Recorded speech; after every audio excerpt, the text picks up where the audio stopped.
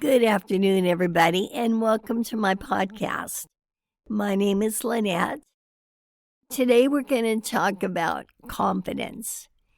And I was determining whether to call this confidence or trust because they're one and the same, and confidence comes from either trusting yourself or trusting God, putting your faith in God that you're doing the right thing.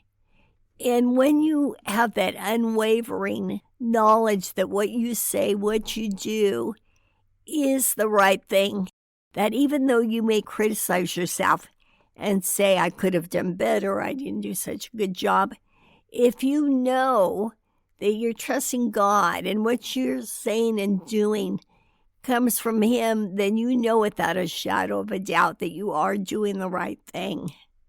And with that comes a confidence. And that confidence tends to flow over into your daily life. You end up developing a confidence in everything you do, everything you say, everything you do. Once you start really feeling like you know that what you say, what you do is the right thing. It's the right thing at that moment. What's interesting, generally, when we do something, we think we know what other people are thinking. But the truth to that is we have no idea. And usually when you find out what somebody's thinking or feeling or what they're upset about or what they're happy about isn't even close to what you had thought or imagined it to be. I'll give you an example, and that's when I first started this podcast. It was episode number 1. And although the content came from my heart, I really was wavering. I don't think it's good enough. I don't think it sounds good enough. I don't think I edited correctly, blah, blah, blah, blah. And the truth of the matter is, when I stopped and really remembered that I feel like this particular podcast anyway is God-led, that the inspiration comes from God. So I just had to really trust, and that's where that word trust comes in. I had to really trust that it was good enough. And this went on for episode after episode after episode.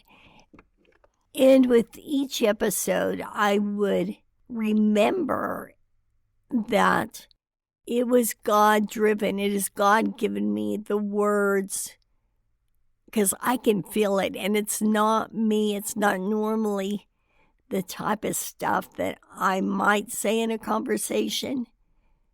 So when I really started to realize that is when I developed a confidence in it.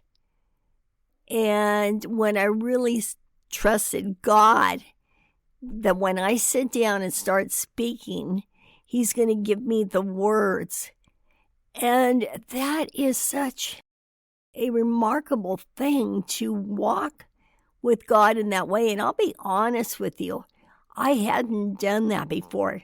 This was a new relationship with God that I never knew before. And through it, I could feel my confidence developing and building more and more because I was trusting Him more and more. I would sit down. I would have an idea what I was going to talk about. And sometimes I'd get wisdom before I sat down. But He would give me the content to say, knowing that somewhere out there, these words will make a difference to somebody. And in doing that, my journey is to have that confidence, and therefore I must have that trust in a day-to-day, minute-to-minute walk with God, so that I'm not only confident in what the podcast says, but confident in life, confident in who I am, and walk with Him and know that what I say, what I do is the right thing for that moment. It also has to do with relationships with others. I remember years ago there was this one particular person that was somewhat upset with me. Well, anyway, so I got the cold shoulder. She was passive aggressive, gave me the silent treatment. And I was going to school at that time. And I remember walking to my car in the parking lot, feeling very sad, very rejected. And it really bothered me. But now we're going to fast forward to where I'm at right now. And the same person is upset again. But the passive aggressiveness of silent treatment doesn't bother me because I know that I have this confidence now. This confidence that what I said, what I did was the right thing, was correct. And as you navigate through life and have different relationships, confidence comes into play because you know that no matter how you handle a situation, that you're doing it correctly.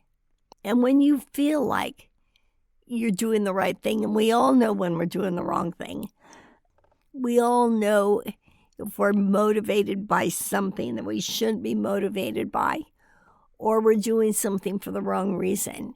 But when you do something for the right reason, and you know that what you said, what you did because you knew it was the right thing to do, not because it was going to be pleasing to that other person, but because you did it for the right reasons. Then you walk with the confidence. You have the confidence. You can't help how people react.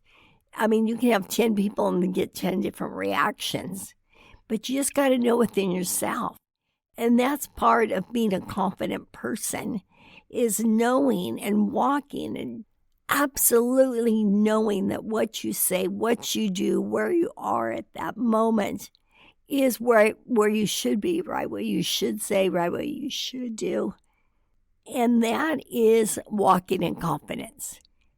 And I think it develops over time, but I also think it starts with trusting God to direct you at every moment.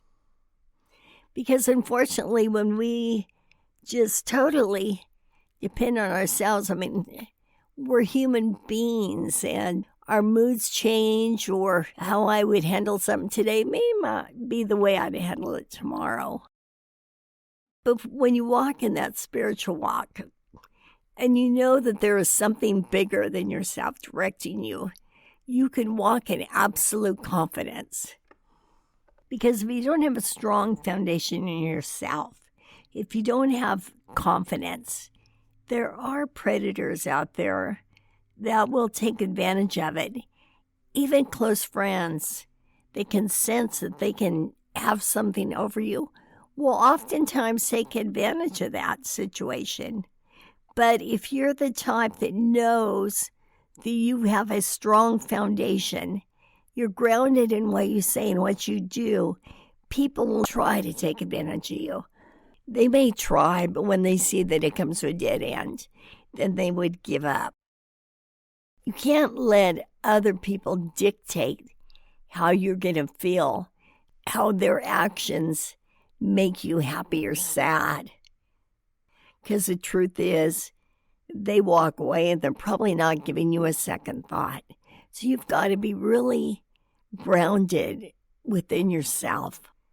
And again, to develop that, you've got to trust yourself. But above all, you've got to trust God. It's a source bigger than yourself. It's a spirit bigger than yourself.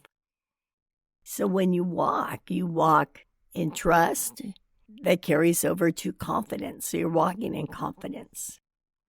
It is so exciting. It makes everything so much funner to have that confidence, because you don't worry about when you're going to a social event, walking into the room, because you know that you've got that confidence. And it's not about attracting everybody's eyes on you. It's about just walking in and observing. You're the observer. They aren't observing you. You're observing the situation. and you're happy to be there, and you're being in the moment. You know, it was really interesting just yesterday. In fact, I use the word ironic a lot. I think most people do. But lately, I've been hearing it on television used in a different way, and I thought, do I have the wrong definition of ironic? So I Googled definition of ironic, and it said it's the opposite oftentimes of the expectations we have. But it said, and I was shocked to see this, it said, we are alive, but we refuse to be happy. And that was so interesting to me. I started really thinking about that. And I think that's kind of true with most human beings. We're alive, we're walking around, we're living, but are we truly happy?